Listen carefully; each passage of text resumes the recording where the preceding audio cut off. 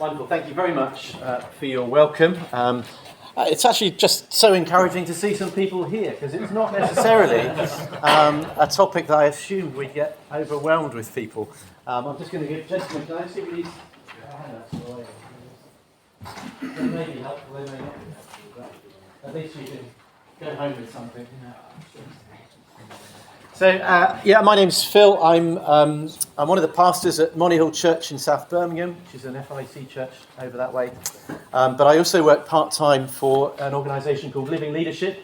I'm going to try not to make this too much of a shameless plug, but I might mention some of our services at various points. And that's mainly because I've been a recipient, a beneficiary of these services and find them really helpful. I'll just give you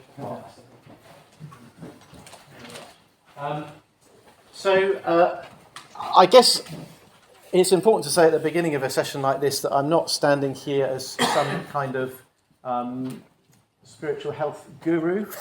I'm certainly, I'm sure there's plenty of people with much greater spiritual maturity and vitality than I have, even in this room. I'm standing here as someone that increasingly over 20 odd years in ministry now sees how important spiritual health is. I'm standing here as someone that's kind of had a spiritual life that's gone all over the place at different points. And just as I say, just as an increasing conviction that it's absolutely vital. That's why I do the work I do with Living Leadership, and because I love trying to encourage brothers and sisters in ministry in this. So, but just before we start, it's helpful for me to read the room because I'm often just dealing with rooms full of ministers, paid church ministers, and I'm assuming that you're not all that. And that's great because this is true for whatever level of leadership you are in the church. This is important. So I'm just going to do it in. There's no particular order. So just let's. Okay, I'll do church ministers first. So if you're in paid ministry, just pop your hand up now. Okay, actually a good proportion of you. Okay, if you're in some sort of eldership or whatever the equivalent is, what's the equivalent in Anglican, Simon? What's the equivalent for that? Church warden. So that kind of level. Okay, got a few. Yeah. Oh yeah. That's good. And okay, I'm just going to do and any other kind of ministry leadership role in churches. There's a few others as well. Fabulous. Okay, that just helps me read the room. I'm now going to read the room in a different way. I want to know how you're all doing, and I'm conscious that. That you might not even want to tell the people you're with how you're doing. So what we're going to do it with our eyes closed in a minute. But what I want you to imagine a scale now from 1, which is kind of like the dry bones that Ezekiel's got to prophesy to. So you're really not feeling it at the moment. To 5, which is you're like David dancing with all his might in front of the ark, or you're like Moses with a glowing face. So and in between, well, you can kind of work out where 2, 3, 4, 5 are, but maybe in the middle somewhere you're feeling like some encouragement in your spiritual life, but you're not, you're not feeling as you have been. So there's a 1 to 5 scale. So I just want in a minute, I want you to close your eyes, and then I'm just getting you all to hold up a hand with 1 to 5 on there, okay, number of fingers. No one else is going to see this, I'm just going to see it. So I've got a sense of where you all are at the moment. Is that okay? So everyone close your eyes, please. And now 1 to 5, just hold up your hands just so I can get a sense of what's in the room. Okay, just keep them there, keep your eyes closed. Okay, that's really helpful. Right, put your hands down and then you can open your eyes. So I hope no one was cheating. That's between you and me, that is. Okay, that's really interesting. Actually, I'm quite encouraged by that because actually I would say that the level is higher than you sometimes find. So I'm encouraged by that. Maybe this is a self-selecting group. You're people that think this is important and that's why you've come. But the first rule of leadership is you've got to be alive. Okay? Dead church leaders can't lead anything. And leaders for whom all their joy in the Lord has disappeared, for whatever reason, are dead.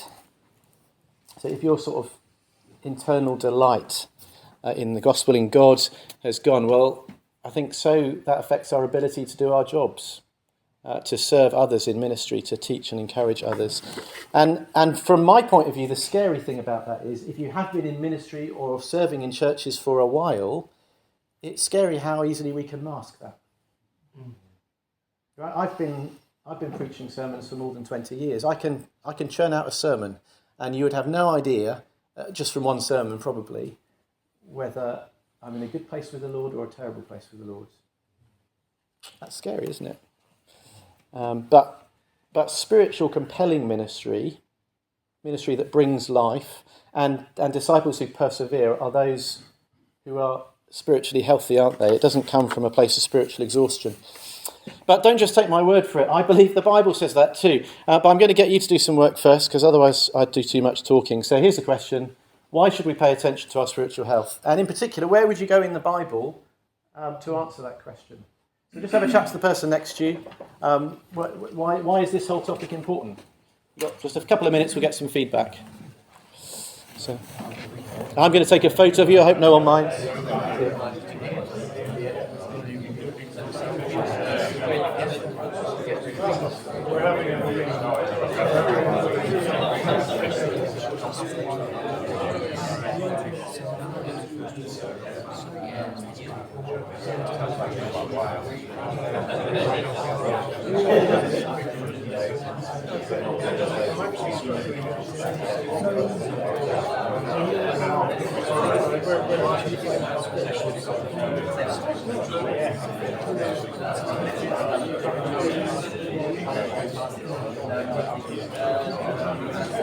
Okay, I'm going to go one to because the idea is what you are potentially looking for the whole thing that makes it work.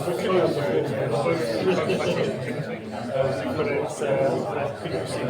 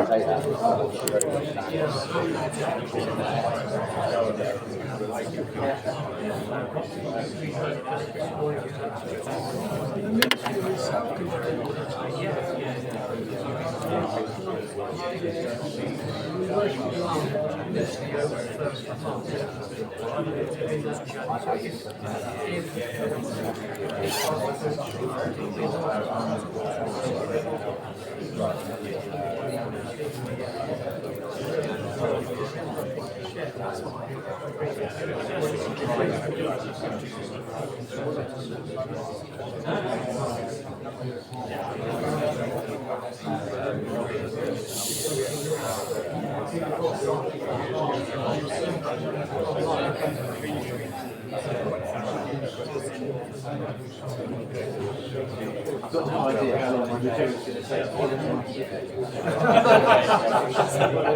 If you're in a room full of people who's probably talking for a long time,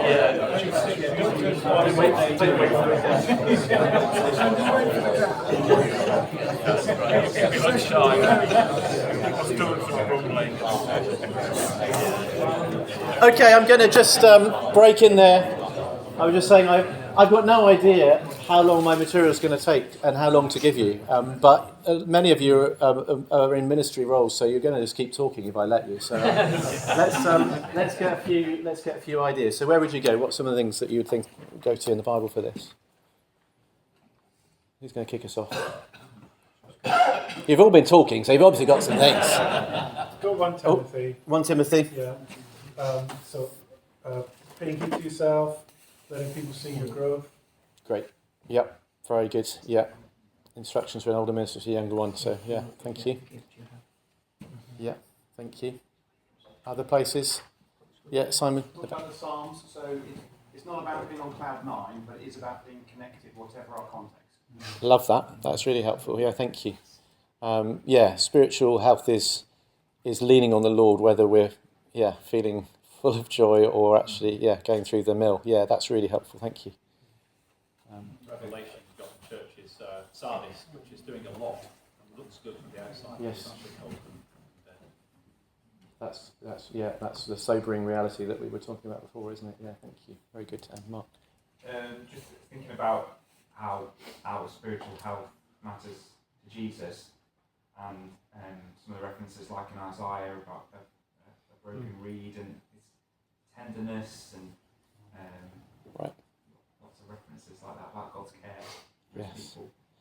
Yeah, we're going to come back to this again and again, I suspect, this morning, but we so often, and particularly as evangelicals, fall into the trap of thinking that Jesus only loves us because of all the stuff we do. Actually, the Bible says again and again, he loves us as his children for who we are, and it's not about what we do. We'll come back to some of those things. Yeah. A bit like the comment there, we were talking about the danger of hypocrisy, and in the Sermon on the Mount, that's where Jesus has the strongest words of criticism of the Pharisees, who are doing everything right outwardly, yet inwardly were spiritually dead, and then that was actually deadly for the people they were teaching and leading. Thank you. That's so helpful. Yes, indeed. And it's all about the heart, isn't it? So much of what Jesus says. Welcome. Do grab a handout on the way past there. Thank you. I find myself in, preaching and teaching so often coming back to the heart. We so often fixate on externals, but they are very little indicator of anything. So much about the heart. That's really helpful. Some great thoughts. In fact, I should have been writing them down, but some of those to add to my list. I'm going to add a few that I put on my list, some of which we've already mentioned. But Proverbs 4:23, above all else, guard your heart. Everything you do flows from it. Jesus talks about that as well, doesn't he? When what we speak comes out of our heart. So our heart is right at the centre. We mentioned Timothy, it wasn't this verse, but it was a similar thing, but watch your life and doctrine closely. Don't we often worry more about the doctrine than the life?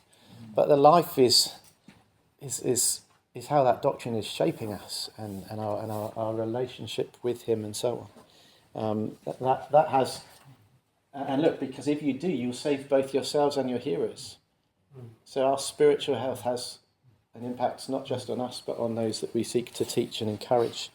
If any of you are at the FIC conference, we visited this verse a lot over that. This is Paul speaking to the Ephesian elders before he departs not to see them again. He's giving them his advice and so on. He says, keep watch over yourselves and all the flock. We're so often looking out at the flock, but we've got to keep watch over ourselves as well. That's just vital. And one way of kind of putting some of these things together is a quote I found from a guy called Pablo Martinez, who's written a helpful little book called Take Care of Yourself. He says, our ultimate calling is not to work more and more, but to become more and more like the Lord of the work. I think that's really helpful. And not to work more and more. We so often slip into a sort of a worksy kind of heart, don't we, that just says, and it's a good motive. We want to please the Lord. What could possibly be wrong with wanting to please the Lord? But the tragedy sometimes is we work so hard to please the Lord that we actually end up neglecting our relationship with the Lord. We subtly try and justify ourselves. Those of us who preach doctrines of grace, but we try and justify ourselves by quite how much work we do, rather than resting in the grace of God. Remembering that for us, he's done all that's necessary in Jesus, and actually the work that's done is all his as well.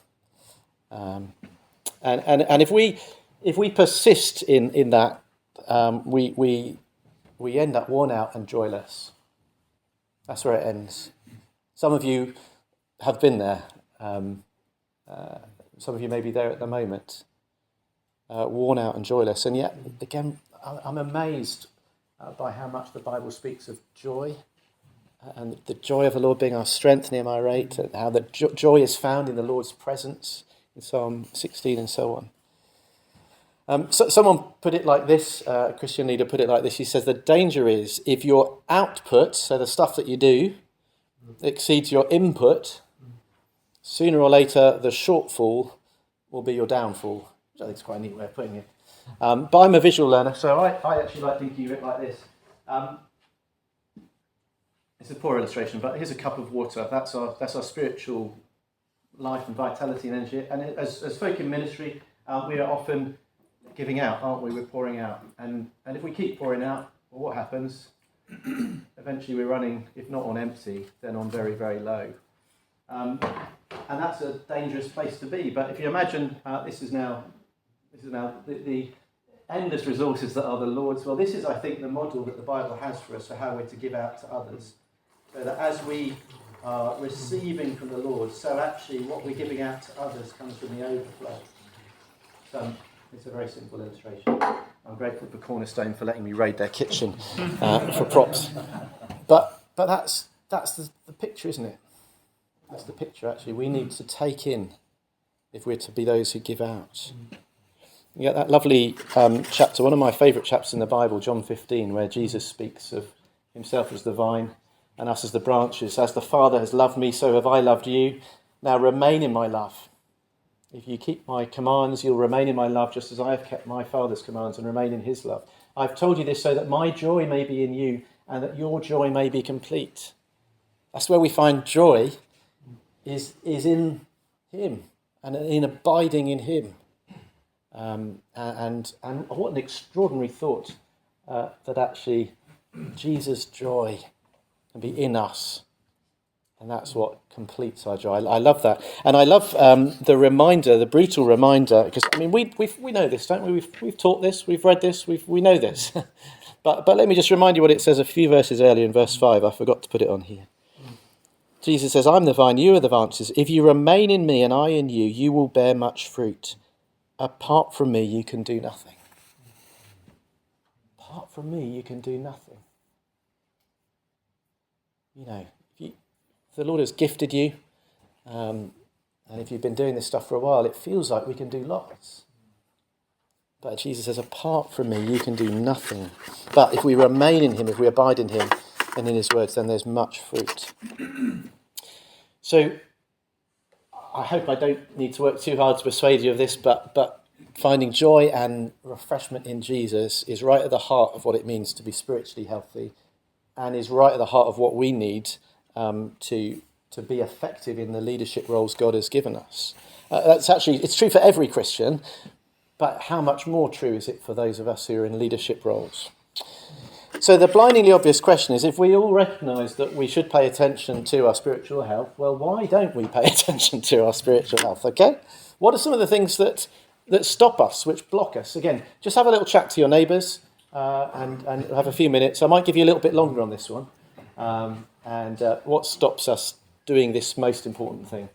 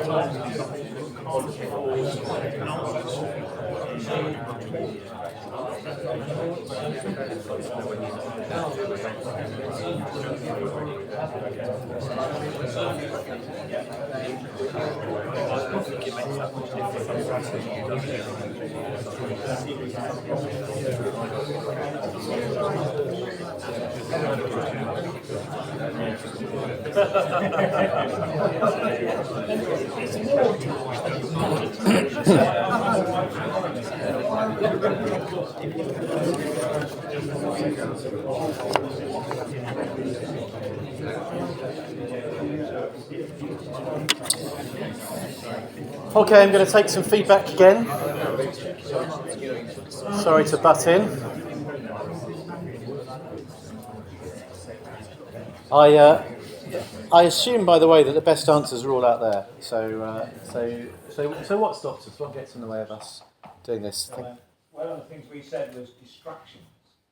Do you want to unpack that a bit? Well, I don't know if people have maybe heard this distraction, but there are 3 Gs: gold, glory, and girl. Right. They can be a distraction. I mean, people we know in leadership have been distracted by any of those 3 Yeah. at one time or a pedestal. Glory, wandering eye. Yeah. I don't mean girls in general. I mean, obviously. Sure. Yeah. No, thank you. So that's really, I mean, that's idolatry, really, isn't it? That takes us after other things. Yeah. Thank you. Other thoughts? Yeah, another form of idolatry really is pride, isn't it? It's thinking that we can do it and forgetting that we can't. So Well, we can, but not in our own strength. Yeah. Yeah. Thank you. Yeah. It's so difficult, isn't it? That as time goes by, you become more proficient at anything that you do, and that's a dangerous. Yeah. Yeah. Competency is a terribly scary place to be. I'm going to come. There just was one over here. I think was it you? You were just going to say actually, pride, feeling that you've got to be the one who's seen to be the giver, rather than receiving from brothers and sisters, and realising that actually anyone in leadership or anybody who's kind of giving out needs to be ready to receive as well. I'm going to add this here in response to that because I forgot to put it in my notes later. So, some years ago when I was leading a church plant, I had this astonishingly profound revelation, which had taken me years and years to see, that I'm part of the body too. Whoa! See, I'm quite a slow learner, but we easily slip into thinking that we're the head of the church, don't we? And even if we don't deliberately do that, the congregation can sometimes push us onto a pedestal as though we were the head of the church. But Jesus is the head of the church last time I looked. And we're just part of the body. And every time I read about the body, I see that it needs every other bit of the body. Right? And pastors and leaders in churches are not a special case in that. So I need my brother and sister in the church to one another the word to me and encourage me and challenge me just as much as I have a particular role to do that to them. So thank you. It's related to that, Phil. We're talking about the difficulty sometimes as leaders of knowing who we could really trust. And is there someone in our church that we could really open up to about what we're struggling with without feeling that they're going to say, well, perhaps you should resign? And I find that very sad and yet unmistakably true. And when actually if we're employed by a church and our employment depends on our godliness, admitting that we're not godly, admitting that we struggle, is really difficult. And if you'll forgive me a little plug, but that is actually, I think, one of the reasons something like Living Leadership is really helpful, because our superpower is that we're powerless, right? I'm not part of your church, I'm not part of your denomination, I have no authority over you, but I can listen to you, and I can encourage you with truth, and pray for you, which is why I think our network of folk who are caring for folk in ministry is so important. I would love to see churches where the grace culture was so saturated that actually we could be open and honest about our weakness. I would love to work towards that in every church. I would love, in a sense, for Living Leadership to become unnecessary, because actually all our churches are so healthy and understand the gospel so clearly. But unfortunately, it's hard. It's difficult. I'm trying to take them all. They've got lots of things coming up now. Yeah. Yeah, I think this is probably related to pride, but probably a particular thing for those in paid ministry is that, I guess other people's expectations and your own self-expectation almost, justifying your own existence. If you take 2 or 3 days off attending to your own spiritual well-being, what's he doing? We never see him. Yeah. That kind of. So what do you seems to be useful? Yeah, we'll come back to that. That's really key. Yes. Well, linked to what Rob was saying, why don't I pay attention to my spiritual health, my diary, my self-justification, my work, my emails, you get to your desk, what's the first thing you do? You open your emails. Yeah. So just our diaries drive, that we allow the work to drive us rather than Christ to drive us. Yeah, that's a great way of putting it. Thank you. I'm not sure who was next. I think over here, possibly. I'll come to you. The success culture of evangelicalism, obviously, it shows itself most overtly when you try and talk about your ministry, your church growing, is it life, is it this, that and the other. I think it can put us in a place of denial about where we're really at, because just in the ether there is this thing about success, and I think that subliminally affects us. Thank you. That's really helpful. Yeah. You're right. Sir, I think I was coming off what Brother Blair said about, we were talking about how we tend to live our lives in the quadrant, the urgent, important, and urgent, not important quadrants most of the time. Because every issue in the church is urgent to the person to whom it's happening. And so, as leaders, you're constantly driven to live in that. You don't find time, and then, like you were saying earlier, then you feel selfish when you take time out for yourself. Even you can think it's selfish for yourself. How long? Is 1 day enough? 2 days? How long for me? And thank you. That's so helpful. And this is not strictly related to spiritual health, but one of the important lessons I've learned in the last few years in ministry is that the level of urgency and intensity at which a request comes into you doesn't necessarily need to be met by the urgency and intensity with which you respond.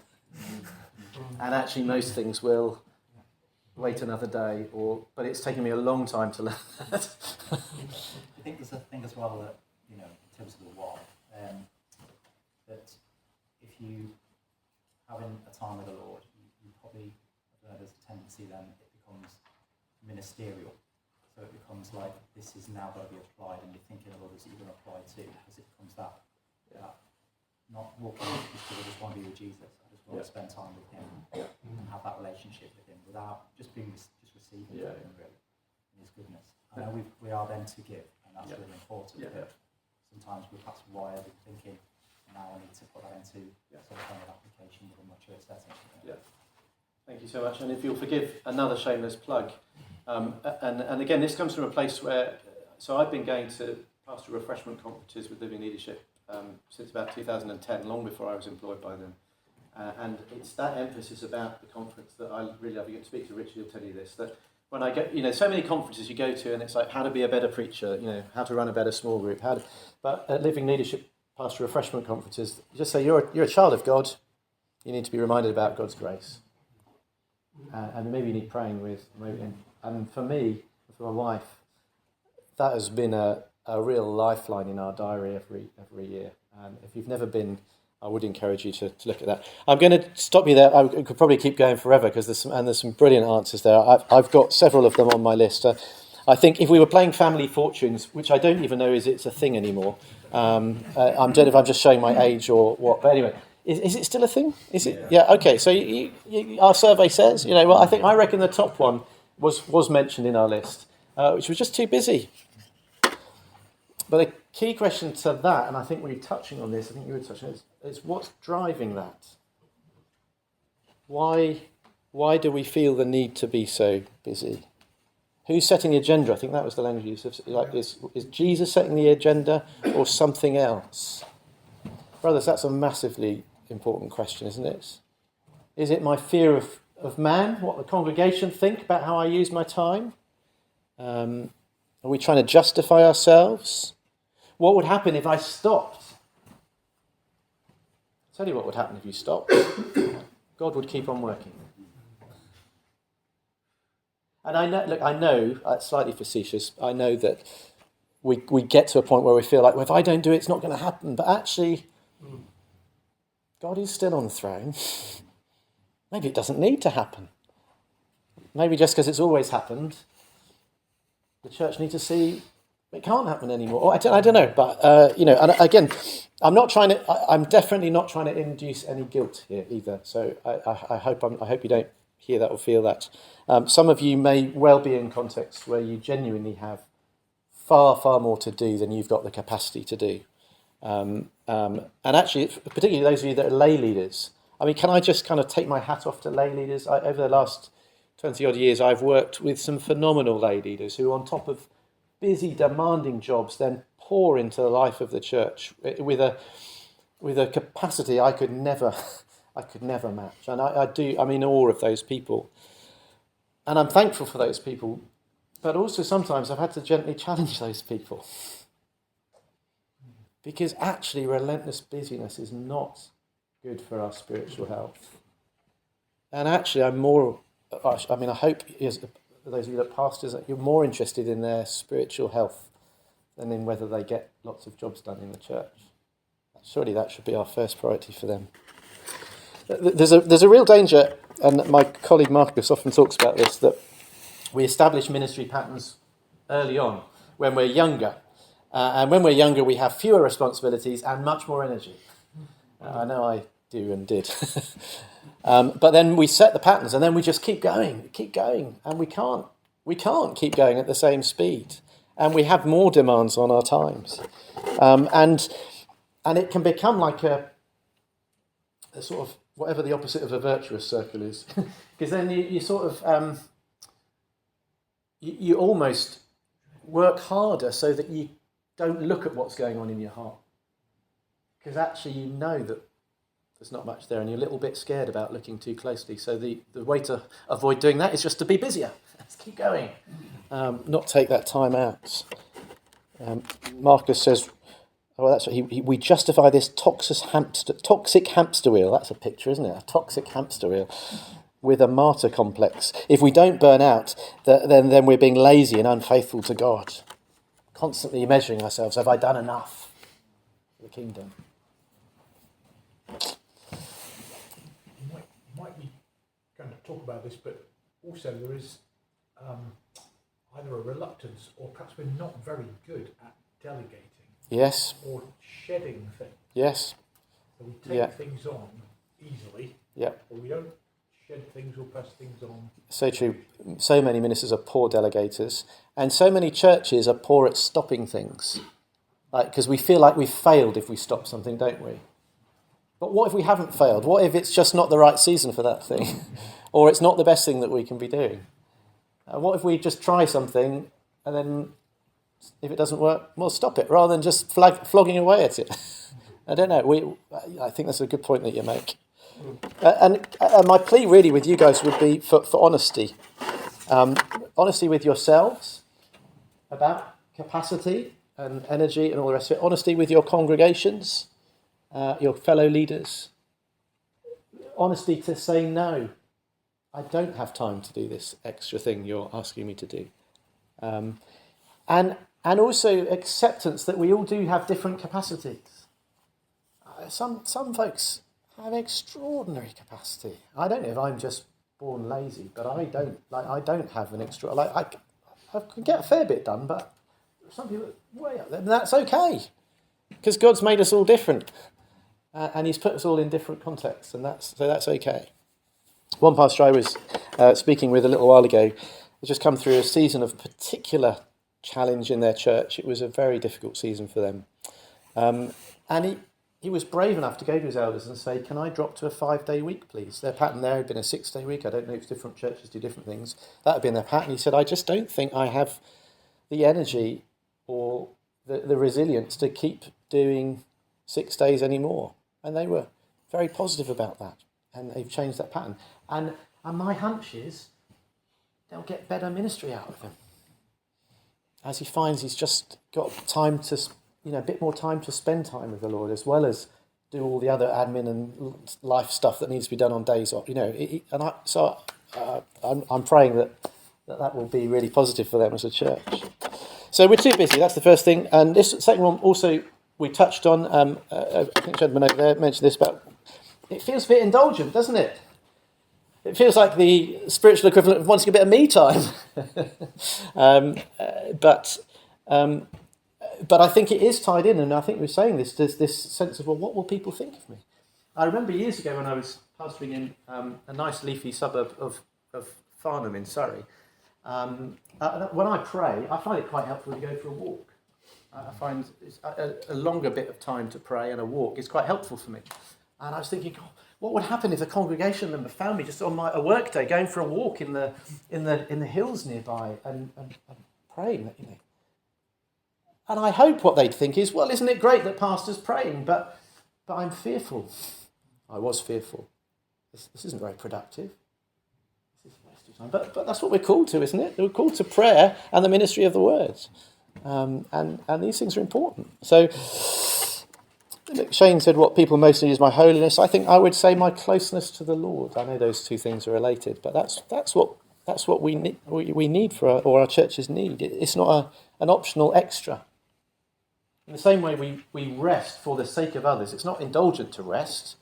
We rest so we've got more energy to serve others. Well, the same way we take time out for spiritual health so we can serve others. It's actually for the sake of others that we do that.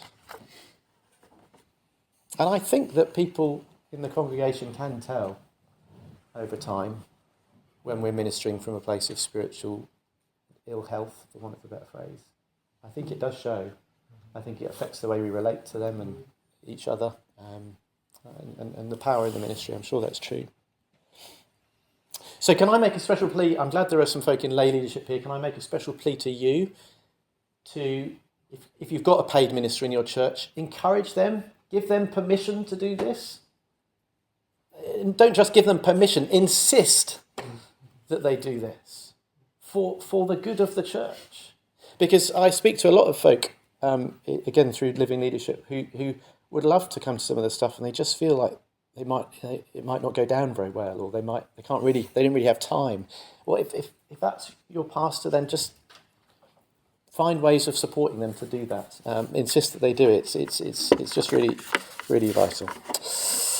I feel like so much of the time I state the obvious, but I think it's important obvious, so I hope you bear with me. Here's the third thing. Our love is growing cold. We've already said several times that once you've been in leadership for a while, it's very easy to go through the motions, whatever's going on in your heart.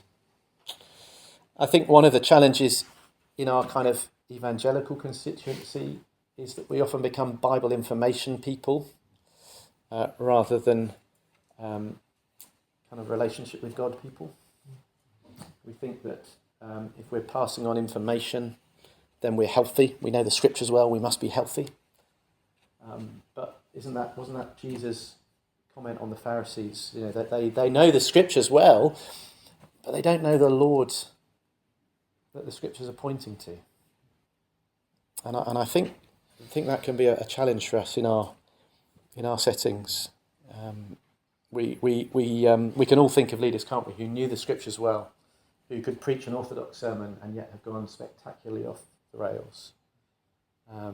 So sometimes our love grows cold. We lose sight of our vital relationship with the Lord as we just get into information passing mode. Or, and we alluded to this earlier with the sort of idolatry thing, we just seek our satisfaction somewhere else. Whatever that is for you, I don't know. The time that we could be spending with the Lord, we spend watching box sets or in the shed or playing computer games or mindlessly scrolling on the internet or whatever. I don't know what it would be for you, following sport, I don't know.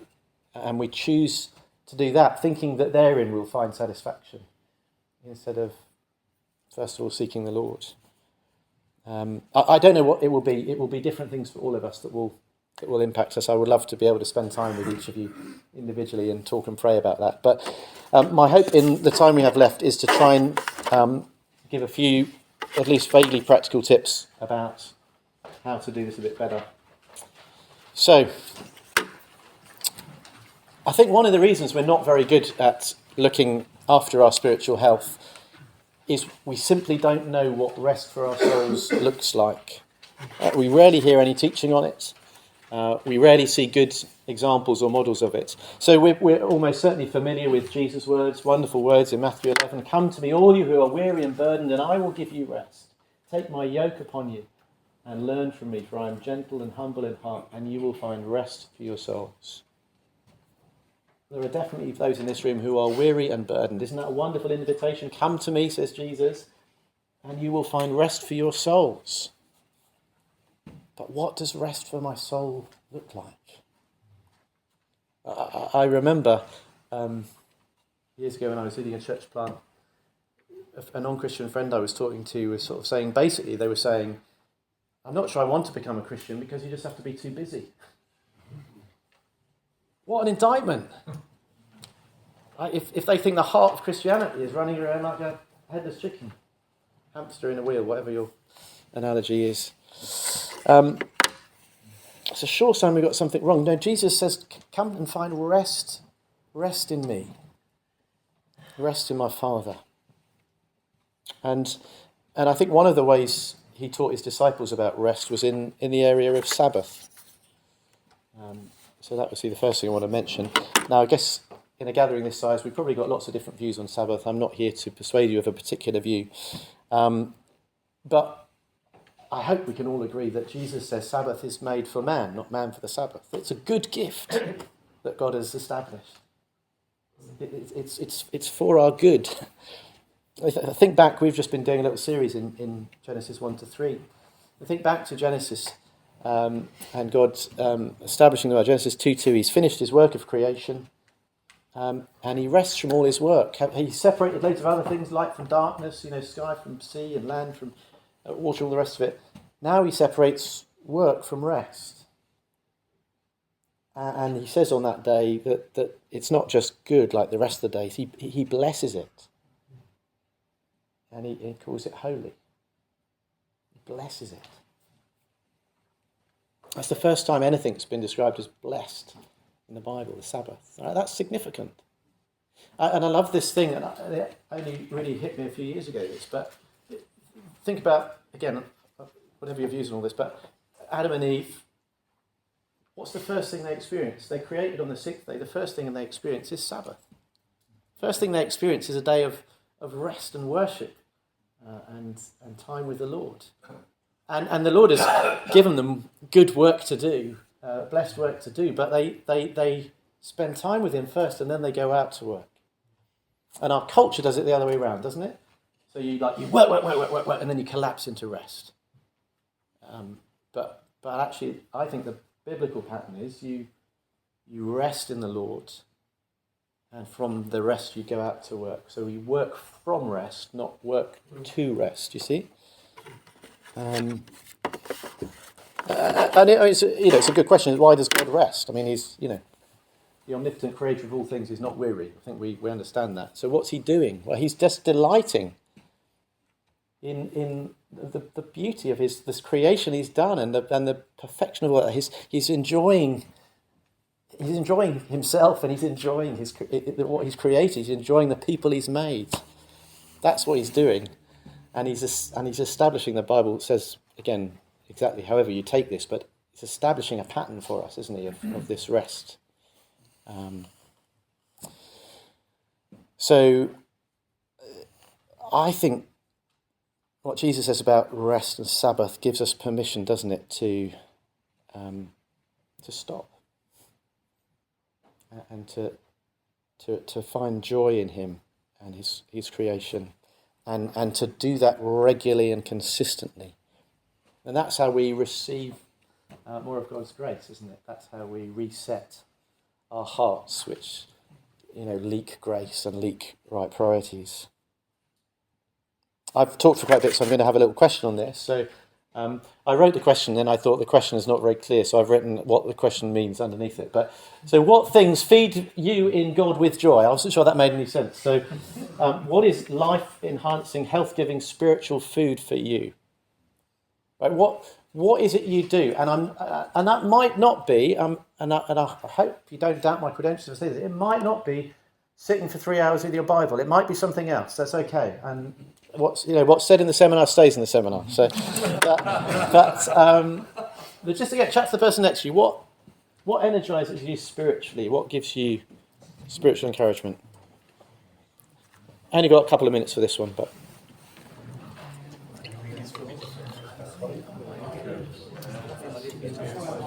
By the way, it might be spending 3 hours in the Bible. That's okay too, right?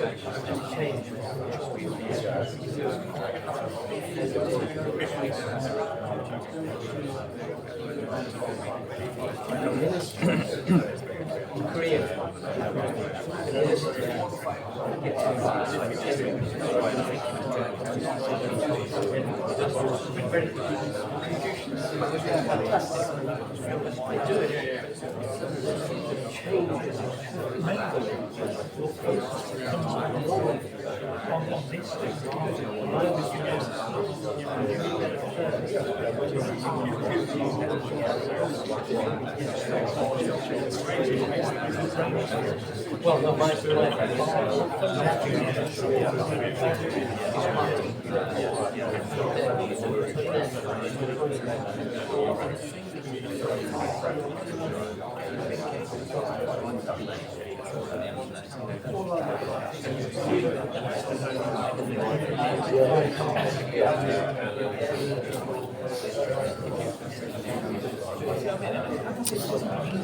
I'm going to break in again because time is ticking on. And I want to hear from several people because it might be you find that a hard question to answer. And it might be that you get some good ideas from what other people, but it would be different for all of us. But let's just have some ideas. What encourages you, gives you sort of spiritual encouragement, for want of a better phrase? Yeah. 35 miles on the bike. Okay. No, that's not right. I couldn't say running because look at my shape. Great. But just to pray and think things through. Great. And it's space, isn't it? Space away from all the clamour of the desk and just... Yes, it's turn off what technical things you have to. Yeah. So it's just you and the wheels and the Lord. Great. Yeah. Other ideas? That's really good. Yeah. Spending time with good gospel-centred people, whether that's just sitting in a pub, going for a walk, and you don't feel like they're taking something from you. Yeah. There's just joy and passion from them. that's contagious. Absolutely. I've just been blessed to have a little ministry trip to the States and just to be with optimistic people who are encouraging me, not draining me. It's like a shot in the arm. Incredible. I have a genuine theory that every minister should, every British minister should every few years go out to the States and just get shot in the arm with their optimism and enthusiasm. Because they're enthusiastic about everything. And they think you're really clever if you've got an English accent. That's another one. Kind of the same thing, really. I think days like this, Word Alive, which sadly is no stock, Keswick, just getting away somewhere where you can be fed instead of feeding. Nobody's going to ask you to lead anything, and you can just chill and absorb it and enjoy worshipping with freedom. Isn't it wonderful to worship and not feel you're responsible for whether the PowerPoint's moved or not? Great, wonderful, yeah, great. Yeah, yeah. Washing up.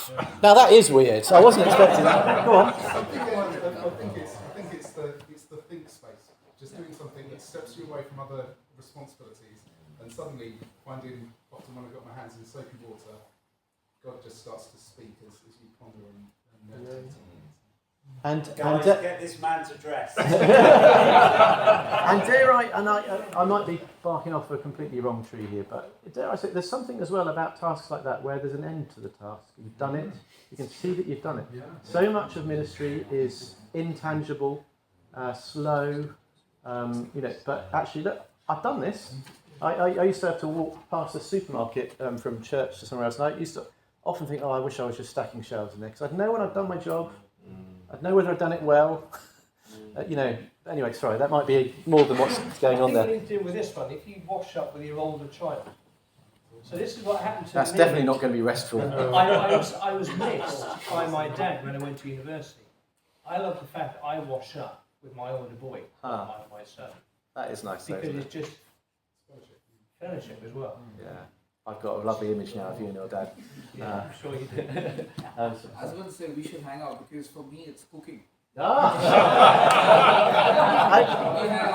love to think we're bringing beautiful relationships together here. This is just fabulous, but great. And there's a creativity there, isn't there? And That's one of my philosophies is that I think every minister should enjoy cooking because you work and within an hour you get instant results that you can enjoy for yourself. But with people you have to work for years sometimes.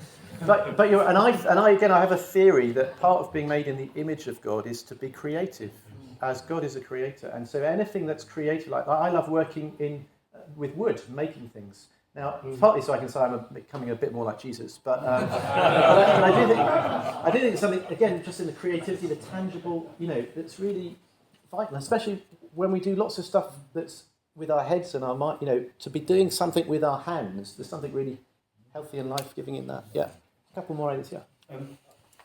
Injecting some form of adventure with someone else who wants to do it too. Yeah. You can do it on your own. I use the word adventure, or just something which is completely separate to your normal way of life or what you're experiencing that takes you out of that perspective.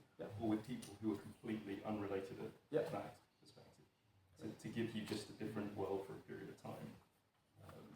Thank you.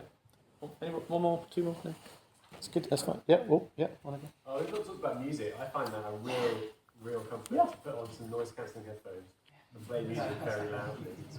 Yeah, and a lot of people find worship music is helpful in their relationship with the Lord, but actually I find as well, I love music, and I always forget that actually if I listen to a piece of classical music that I love, it really moves me and stirs my heart and does something really restorative, and that actually turns me to thank the Lord for that, that gift and that thing. So, yeah, great, thank you. Okay, I think we'll stop there just for the time, but what I want to say is, whatever it is for you, and maybe your thing's been mentioned, maybe it hasn't, but we need to make space for that thing. Not just occasionally, but regularly, deliberately. If we're going to grow in this, because actually, I love doing that because I love seeing you all, like your posture and everything changes. You're talking about this thing that you love doing, right? And that's a good thing, isn't it? So we've got to make space for that, and we'll only do that if we're deliberate about it. But it's important, and it reminds me of the Kathy Keller anecdote of, do you remember she said this about prayer with Tim Keller. She said, if your doctor said to you, you need to take this pill every day because otherwise you're going to die, you'd take that pill every day, wouldn't you? And she's talking about prayer, and she's saying, well, if prayer is how we connect with the Lord and it's vital to it, then why would you not do that every day? I'm not suggesting that you do all of these things every day, by the way, but just that sense of, if it's important, we should make time for it. And that takes us to the second thing, which is margin. The difference between the load that we're carrying and what our limit is. And no one can thrive in the spiritual life and the Christian life without having some margin in your life. And it's so alien, this kind of holy stopping. Our society wants us to fill every minute with stuff. If I'm walking somewhere, I've got to have a podcast on. If I'm, I can't just sit still in the evening. I've got to have a screen on or something else. But actually, we need space, we need margin. If we run at 100% all the time, then there's nothing left in the tank when the unexpected happens, which you all know it does. Margins give us the response to react to those unexpected things. I love thinking about Jesus just, stopping at the well for refreshment. And then a conversation happens and he just stays there and ministers there for a couple of days. He's got some margin. Now, I know it's different world, different context. I know all of that, but actually, if we don't have any space in our lives, then we're never going to be able to respond to what the Lord might put in front of us. But we've got a plan for that. You've got a plan for that. You've got to use your diary as your friend and deliberately mark that stuff out. Otherwise, it's just not going to happen. So I don't know what the answer to any of this is for you. We need to think about what it looks like. Here's a few other random practical things. Then if you want, we've got some time just for sort of general Q&A and stuff. But here's a few more little things. Just again, some of what we've already said: balance giving and receiving. Particularly for those of you that are lay leaders, if you're doing something on a Sunday, don't do it every Sunday. Make sure there's some Sundays when you're receiving and not just giving out. But actually, that's true if you're paid in ministry as well. You've got to be receiving as well as giving out. I love sitting under the ministry of some of the guys in the church, some of the other elders and some of the guys I'm training up. It's wonderful that I'm not preaching every week. You've got to be receiving as well as giving out. And actually, we sometimes feel like we've got to be doing it every week because the rota won't be full otherwise. Well, if you don't fill the rota, a couple of things can happen. One, the church notices that this thing's not happening, and that's a good thing.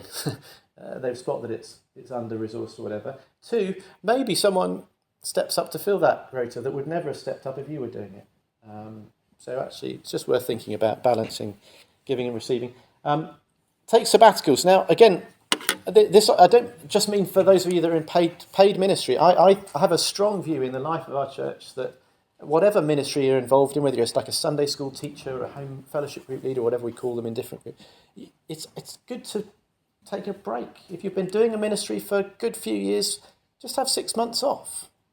To a bit more time to refresh, to reset, to come at it with more enthusiasm. There's a couple of things. One, it helps you in your ministry. Two, it's another way of making space for others that might otherwise step up to serve but don't feel there's a need, but they say, oh, well, I could do that for a bit. Thirdly, it says to someone that's considering serving in this church isn't a life sentence.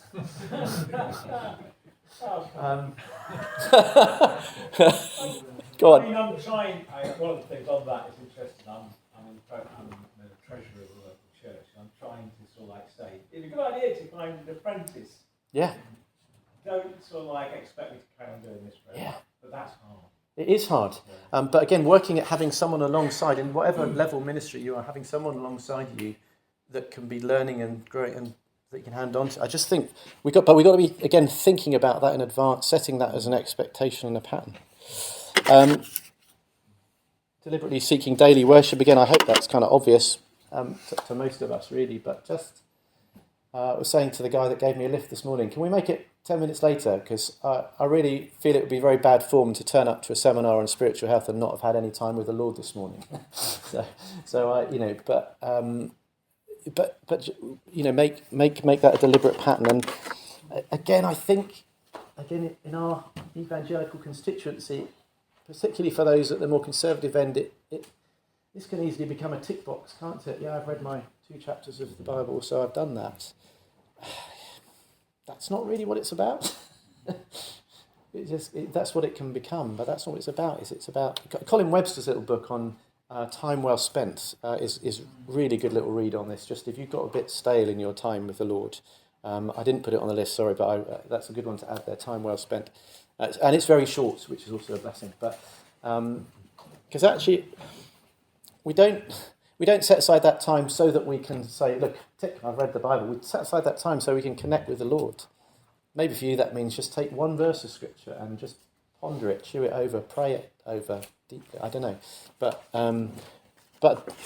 yeah, not because you want to tick something off a list, but actually because you want to spend time with the Lord you love, and you know, maybe trying to pause at another time in the day as well, and just call to mind what you've been thinking about, or just there's probably loads that could be said there, but I'm not going to say that, but. I'm going to stop there, sir. I only say just 5 is fabulous. I confess, that we had family worship. Yes. Up until I got too busy. Right. And that when we were in teenage years, actually, that's when we lost it. Right. And it's fabulous seeing my second son through the lockdown took the family through the whole of the Bible, Yes. And they're still every day they're still doing it. Yeah. And but for pastors, this is our problem, isn't it? Basically, often we get so busy that our kids lose out. Right. And I know I had a lot more to learn, but I don't, that's my oldest son. I reap over because he's great, doing great. He's whatever, smashing, lovely guy, but wandered because I thought, and also I didn't know how to do that properly, do it in a living way. I'm sure there are people who are very, very good at this, but I talk so many with pastors and I ask them, how are your kids getting on?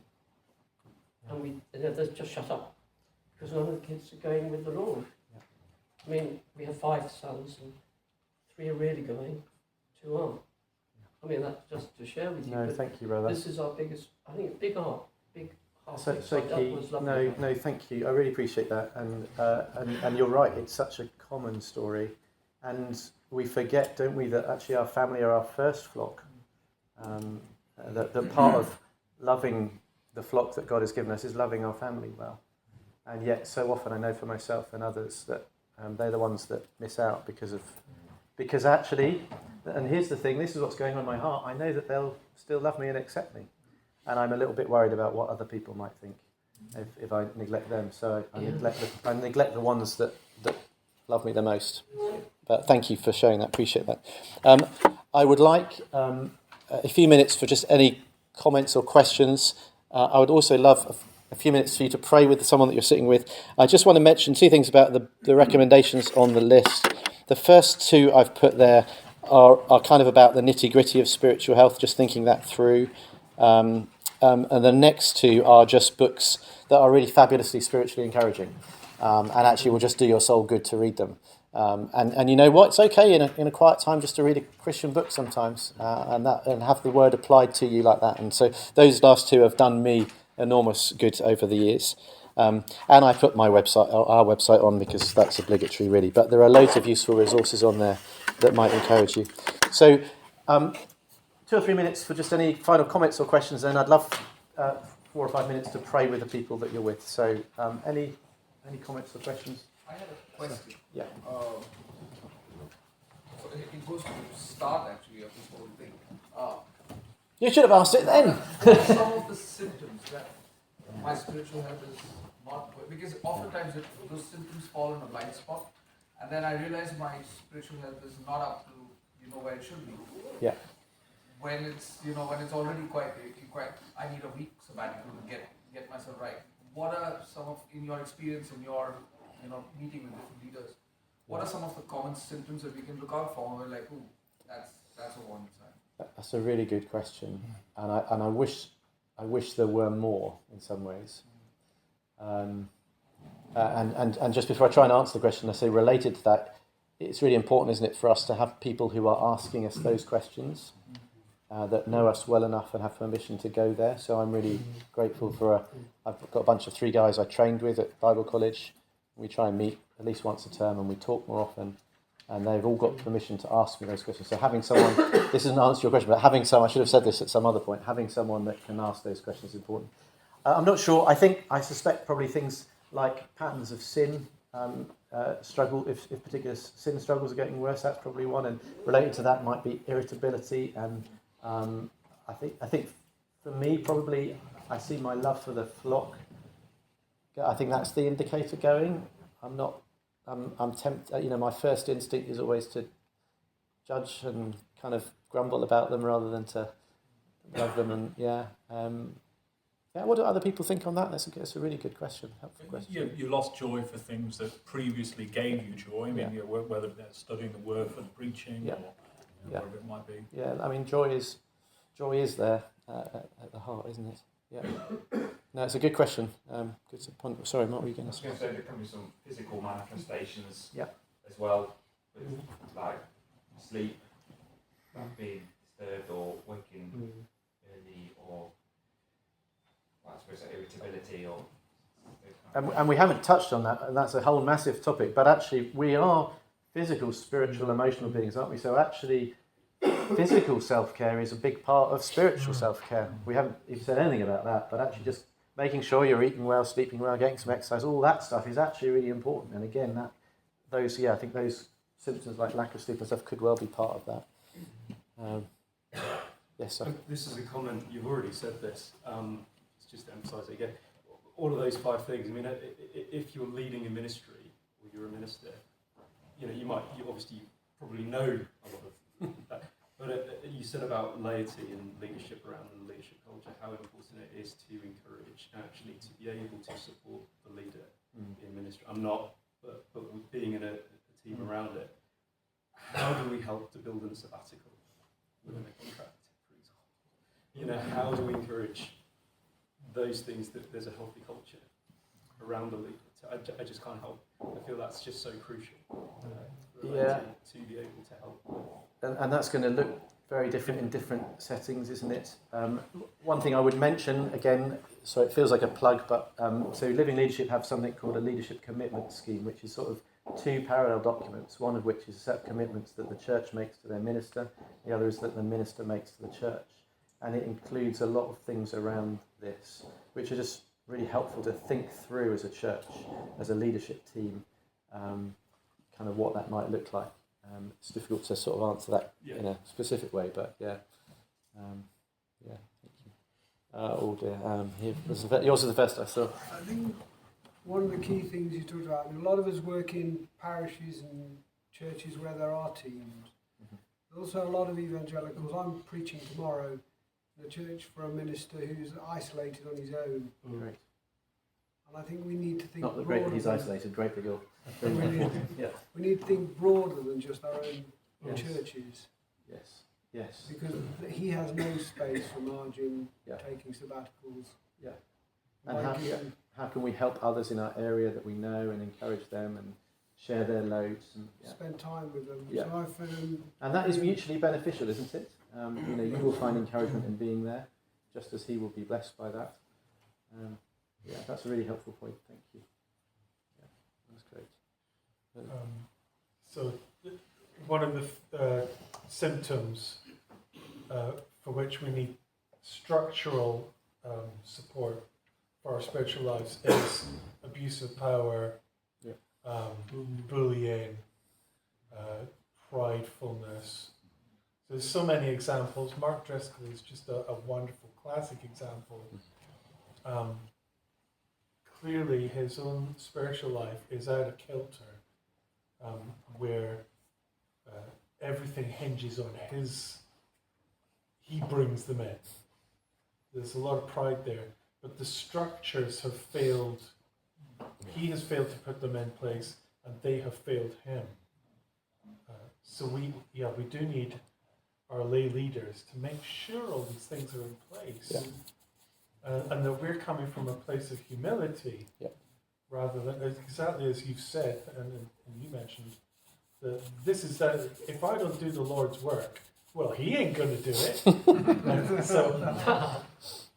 So many of the issues in ministry come because we think we have to do the things that only God can do, and we don't do the things that only we can do. We kind of get those categories the wrong way round. We think God will do the thing that only we can do, and we think we can do the thing that only God can do. We've run out of time, and I wanted you to read. But I'm going to pray for us all now, and then can I encourage you in the space in the rest of the day, because there is space in the rest of the day, just to spend some time maybe praying about some of these things with someone you trust. But let me pray for you now. Father, I thank you for my brothers here. I thank you for each and every one of them and the different gifts and responsibilities that you've given them. And my great longing for them, as for myself, is that we might all be those who flourish spiritually, that we find deep joy in knowing that we're your beloved children, that we know what it is to abide in Christ and for his joy to be in us. Father, I pray that wherever we are at spiritually, whether we're feeling dry or much better than that, I pray that you'd encourage our hearts even today by being together, by worshipping together. I pray you'd help us to establish good patterns where we take seriously this need, this priority. Would you help us by your Spirit? Would you turn us more and more into joyful worshippers who serve others and minister to others out of what we've already received first from you. So thank you, Father, for this time, brief though it is. Thank you for the food we're about to eat as well. Thank you that all the good gifts come from you, and we praise you